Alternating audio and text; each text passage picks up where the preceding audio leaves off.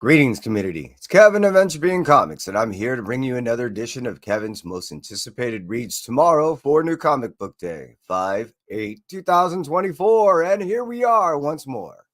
I want to first acknowledge those who wish to decide to go ahead and hang out with me on the live. Christina, as always, let's dance the night away. Appreciate you being here and appreciate you sharing it.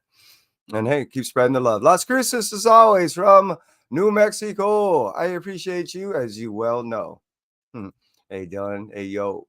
Appreciate you being here, dude. And I hope all is well with you. And yeah, if you can, go ahead and hit that like if you like what you see.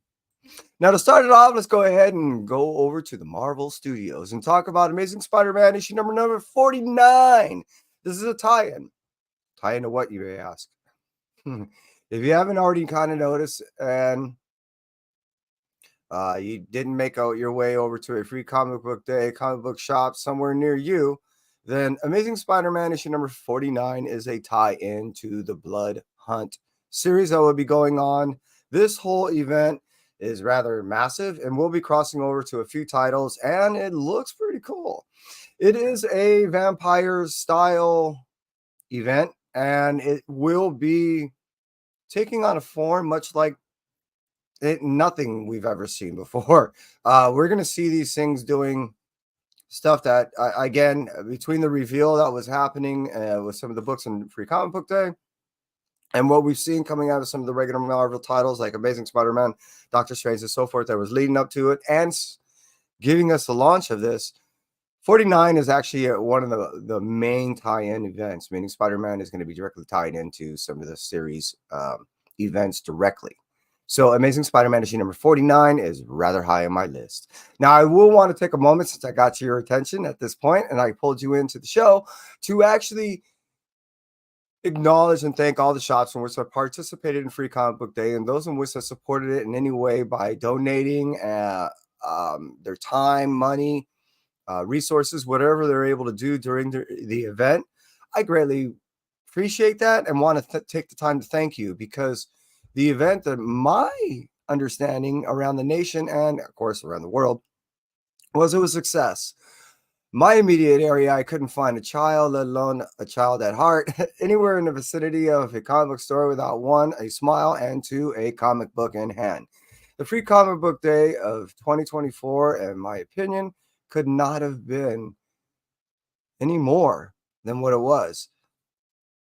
Due to the fact that between money and the lack of, how should I say, ability to just finance a store exclusively dealing with something that's nothing more than a hobby is really difficult in today's day and age. So in which that these shops were able to not only participate in something that costs them dearly, both financially and time, as I made mention, but they had a lot of individuals that were able to go ahead and volunteer their time and money and resources to make the event what it was. Now, my personal opinion, like I said, it couldn't have gone better. Well, not what you see there. And there. Yep. Were just some of the spoils and which that I've personally received and was able to give out.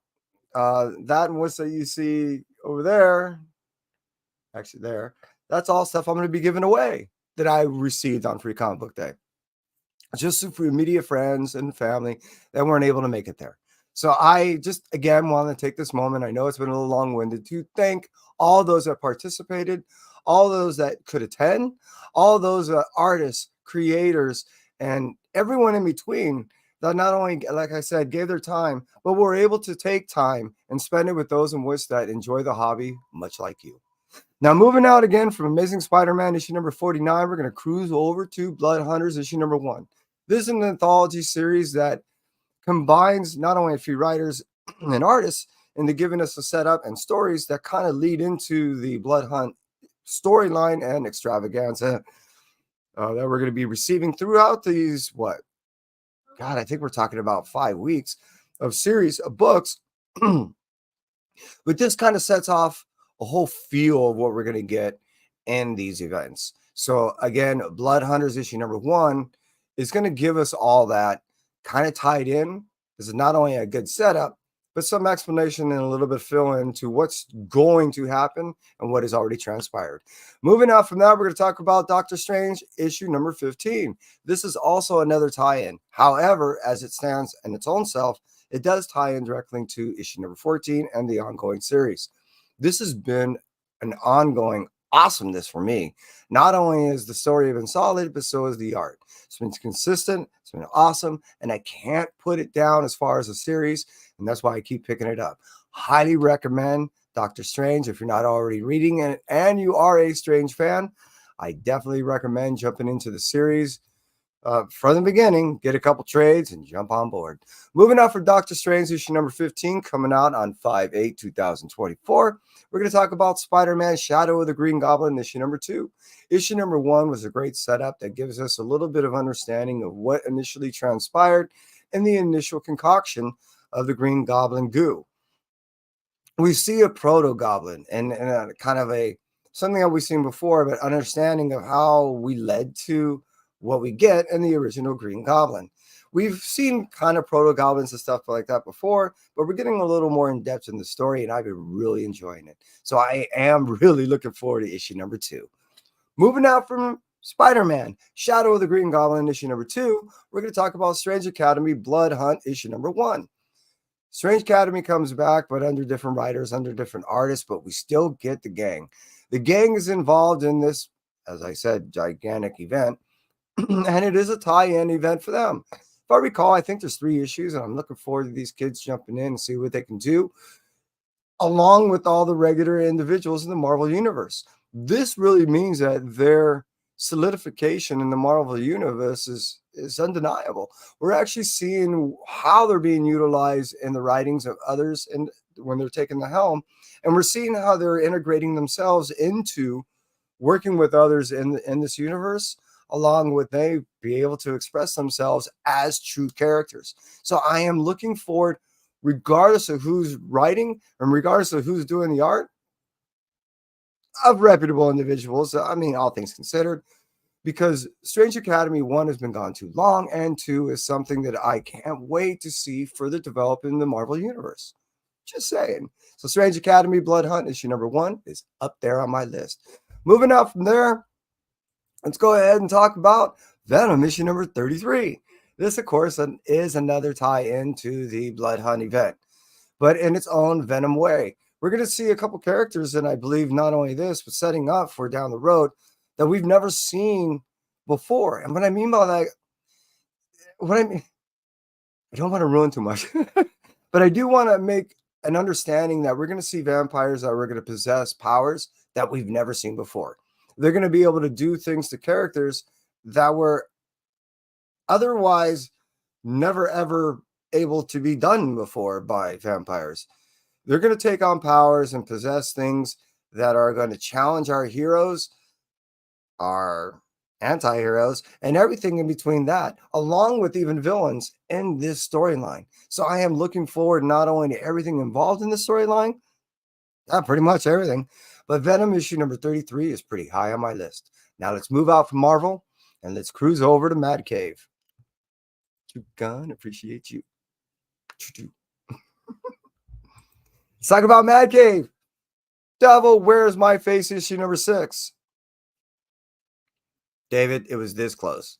David Pepos is the writer of this book, and I actually got to see him the other day. He signed a bunch of books for me, not only the series of Devil Wears My Face, but all the Space Coast stuff. And we were talking for a long time, and I was telling him how he's been killing me with this book.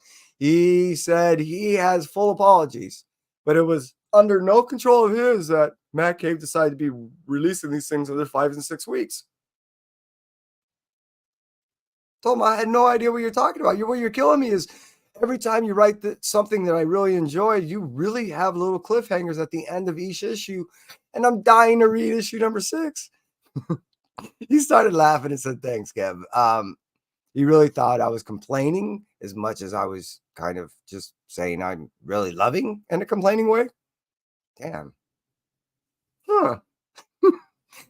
Really what all it is, I was telling her how much I admire the book, how much I'm enjoying the storyline, and how much issue number 6 was so high on my list, it just made this blue light, and you understand why. The Devil Wears My Face is a great story of a possession within the Vatican, how it's nearly being taken over, and this issue number 6 tells it where it leads. The things that have been going on in the story really just has been scaring the hell out of me. Talking about right now is actually raising my hair a little bit. It's so close to what you remember of every scary movie you've ever seen and everything you probably ever feared wrapped in this book. It is freaky, and I gotta stop talking because it's actually really freaking me out. The Devil Wears My Face is so high on my list that I almost want to borderline just put it right there as my blue light special, other than the fact there can only be one. But moving out from that, if you're not already reading this, I highly recommend getting the trade. The Devil Wears My Face is an ultimate read. Moving out from the Mad Cave Studios, let's cruise over to Image. Image is bringing to us the Energon Universe 2024 special. Now, if you didn't get a free comic book day, Energon Universe 2024 special, as I just said, well, they actually have the book coming out tomorrow. All right, so this is the regular book. Now, me, I have to get both, as you will see. And I haven't read either one, I swear. But they're really high on my list. I promise. I really try not to actually like hop, skip, and jump on my books. I really try to read them in a particular order, meaning that in which that I have backlogged, I read prior in which that the new stuff that comes out. I really do normally. It's weird. So this one is really high on my list, even though I'm not just going to jump right into it and jump past all that other stuff I have to read. It's just the way I am. Sorry. I can't wait to get into it. I really want to do a review on this whole Energon universe. I've really been digging it. That and Ghost Machine has just been awesome. And I've enjoyed the ride thus far. So that's why, again, this whole Energon universe, I got to get both, as you well see. And that what I did. Look at the art on this stuff. Art's is killer. So, hey, up there on my list, coming out tomorrow. If you didn't get a free comic book day, the regular book is coming out. I wouldn't go too crazy because I don't think there's much difference in the storyline. So again, Energon Universe 2024 special is a free comic book day, or the regular issue coming out tomorrow if you didn't already get one already. And hey, just know that as far as on the Blood Hunt, there is the Blood Red sketches out there for a few books. There's 3 coming out tomorrow, and if you're into sketchbooks variants like I am, look for those. And again, there's 3 of them coming out tomorrow. I believe it's the Dracula, I believe it's the Blood Hunters, and as you saw, Strange Academy. So look for those if you're in the sketch variants. Moving out from Energon Universe, let's talk about Geiger issue number 2. Now, as I was making mention, we're talking about the Ghost Machine universe, and Geiger number 2 is further following up on the great setup of Geiger number 1 as it leaps a little bit more off the platform of this whole Ghost Machine universe. It stands alone. It's its own book, but it is eventually going to tie together with all the other characters that we're seeing joining the universe so thus far. As we see, they're not directly attached, but I'm sure they're going to come around and somehow interlink in some way or another. And I am looking forward to that. Geiger issue number 1 was, God, it was a great read. And I'm looking forward to what happens in Geiger issue number 2. I would say the only thing that I'm missing is a little bit of emotional involvement. I'm not really feeling the pain as I did as the first volume in this yet. But how much really can we get in only one issue? You know what I mean? And that's the only thing I'm looking forward to, I should say, develop down the road. It's just a little more personal to the heart, a little more pain, and a little bit more suffering for our characters, just so I can personally get involved. Boy, I'm a sicko. But that's about it, just because that's what was given to us in initial, a lot of stories in the initial run that involved in this Ghost Machine. And I really think that's what pulled me into these stories. We see the pain of Junkyard Joe. We see the pain of the original Geiger character.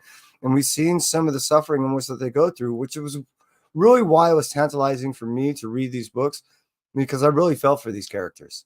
And that's what pulled me in.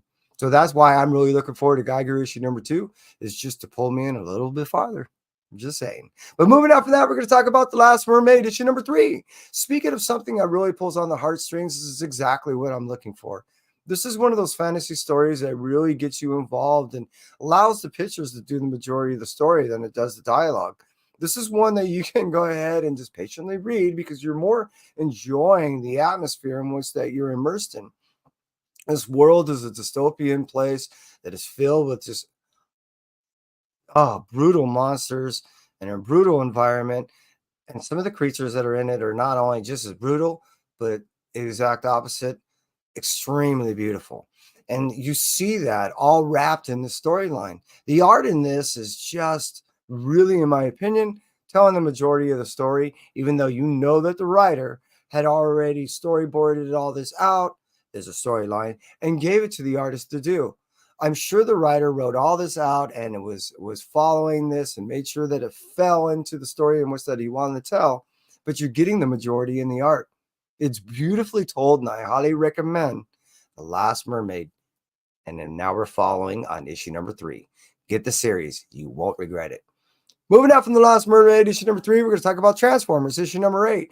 Now, this is one comic shy of issue number 9. Duh. But what I'm getting at with that is issue number 9, I think we're going to see a major turning point. This is leading up to it.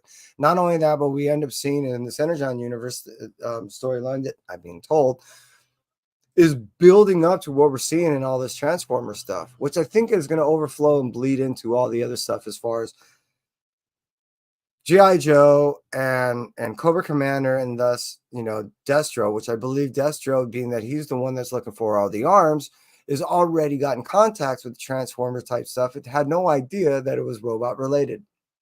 Just saying, I believe that's where we're going to end up finding out in a couple of months. So again, tying back, Transformers issue number 8 is setting all this up.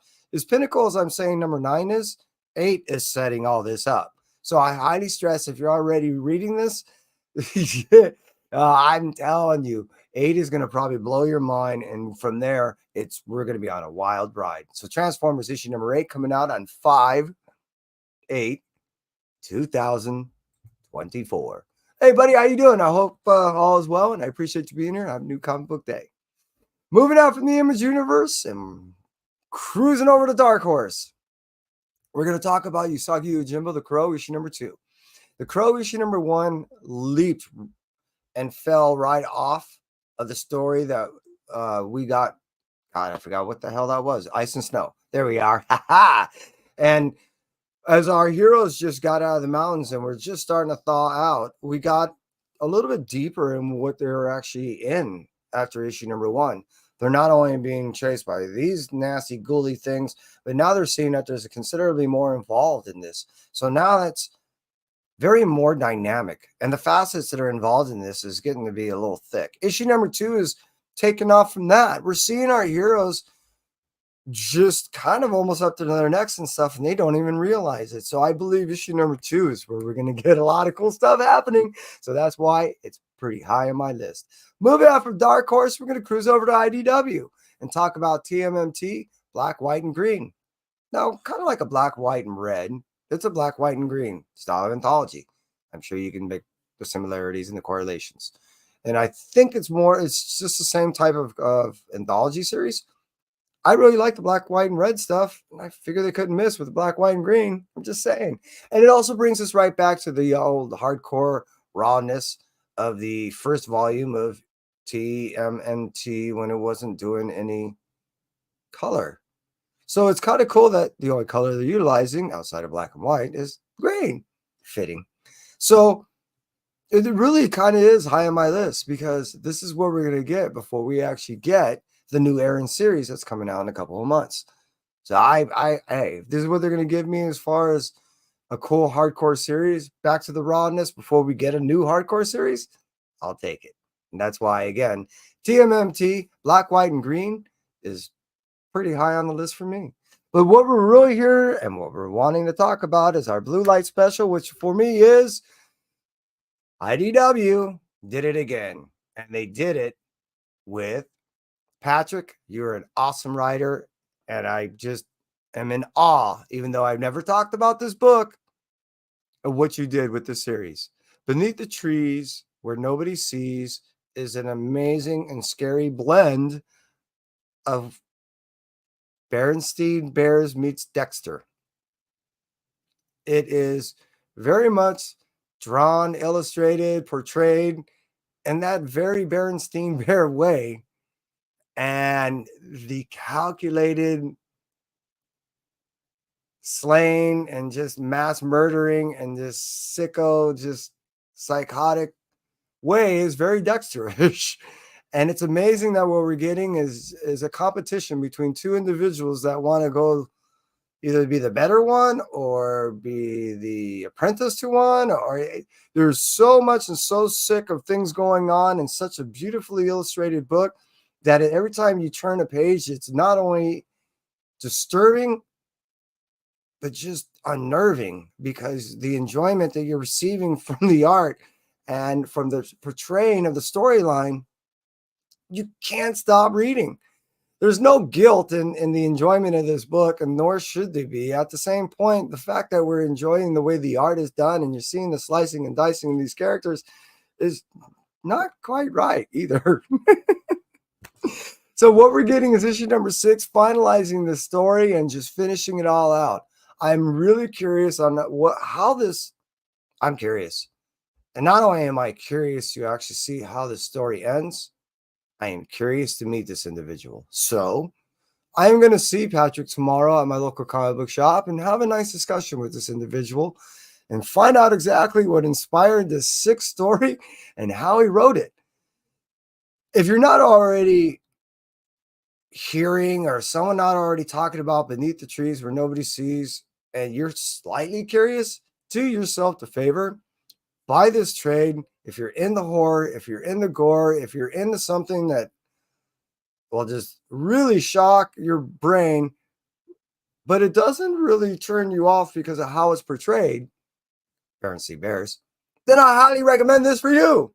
This is a nice story. I hope this turns into some type of cool movie, because it really needs to be, much like your Stray Dogs, much like your Feral, much like these books that portray these characters that are really sick in these awesome ways.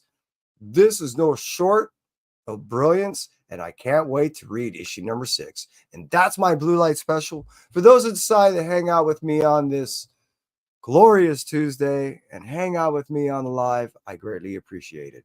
If you decide to go ahead and hang out without me, or hang with me on any portion of this and you liked it, please hit that like. If you decide you want to come back, please subscribe. And that's it for me, Entropy. You all stay well. And thank you very much.